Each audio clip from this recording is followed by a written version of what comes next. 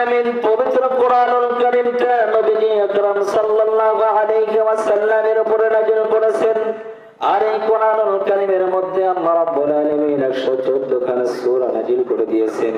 এর মধ্যে থেকে সূরাতুল আলে ইমরানের 92 নং আয়াত আমি তেলাওয়াত করেছি।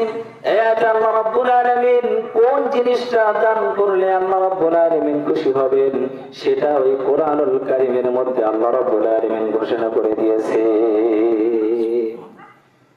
এ সম্পর্কে আল্লাহ রাব্বুল আলামিন বলতেছেন, লাউ তানালুল বিররা হাত্তা তুনফিকু মিম্মা তুহিব্বুন।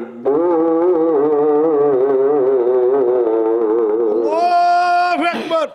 আল্লাহ রাব্বুল আলামিন বলেন, লাউ তানালুল বিররা হাত্তা তুনফিকু মিম্মা তুহিব্বুন। আল্লাহ রাব্বুল আলামিন বান্দাদেরকে উদ্দেশ্য করে বলতেছেন, যে জিনিসটা তোমাদের অন্তরের বিষয়, অর্থাৎ যে জিনিসটাকে সবচেয়ে তোমরা বেশি ভালোবাসো, অন্তর দিয়ে মহাব্বত করো, এই মহাব্বতের জিনিসটা যত সময় পর্যন্ত আমার রাস্তায় খরচ না করতে পারবে তত সময় পর্যন্ত তোমরা কল্যাণ লাভ করতে পারবে না। আরে বীর শব্দের অর্থ বোঝানো হয়েছে কল্যাণ, আর বীর শব্দের ভাব অর্থে উলামায়ে কিরামগণ বুঝিয়েছেন বীর শব্দের ভাব অর্থ হচ্ছে জান্নাত। সকলে বলে সুবহানাল্লাহ। অর্থাৎ জান্নাত এজন্যই হাসিল করতে পারবে যেই ব্যক্তিটা কল্যাণ লাভ করতে পারবে, সেই ব্যক্তিটাই হলো জান্নাতি। সকলেই বলে সুবহানাল্লাহ।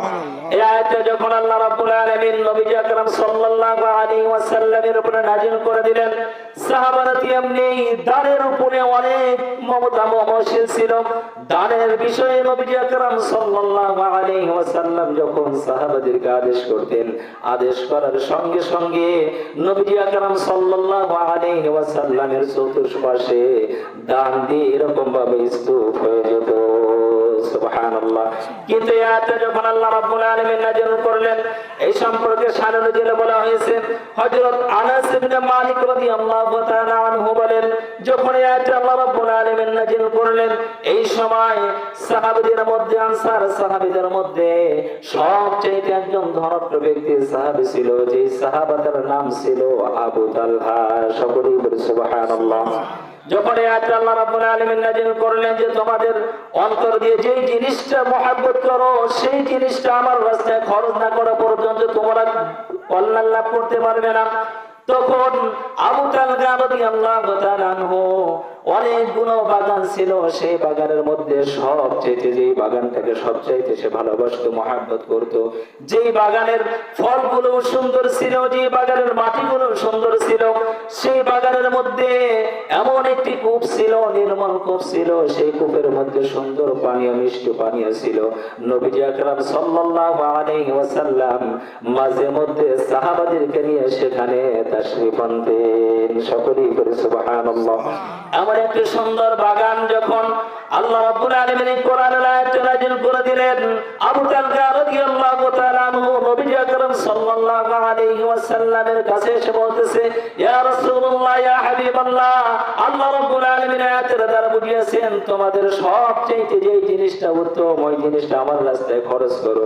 সুতরাং আমার অনেকগুলো বাগান আছে, এই বাগানের মধ্যে সবচেয়ে উত্তম বাগানটা হলো বাইরুহা। এই বাগানটা আমি আপনার উপরে ন্যস্ত করে দিলাম, আপনার অধিকারে দিয়ে দিলাম, আপনি যেভাবে খুশি সেই বাগানটা আপনি ব্যবহার করতে পারেন।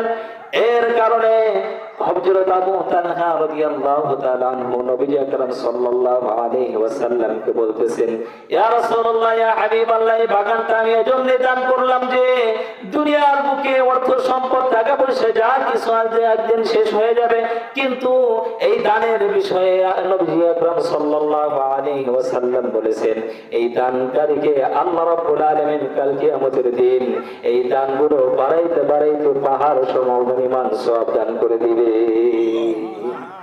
হযরত আবু তালহা রাদিয়াল্লাহু তাআলা আনহু বললেন, ইয়া রাসূলুল্লাহ, ইয়া হাবিবাল্লাহ, এই দানটা আমি এজন্যই করতেছি যে কাল কিয়ামতের দিন আমার এই দানের ওসিলায় আল্লাহ রাব্বুল আলামিন যতটুকু রাখবেন সেটাই আমার জন্য যথেষ্ট। এই কথা যখন বললেন, নবীজি আকরাম সাল্লাল্লাহু আলাইহি ওয়াসাল্লাম বললেন, সুন্দর কথা বলেছো।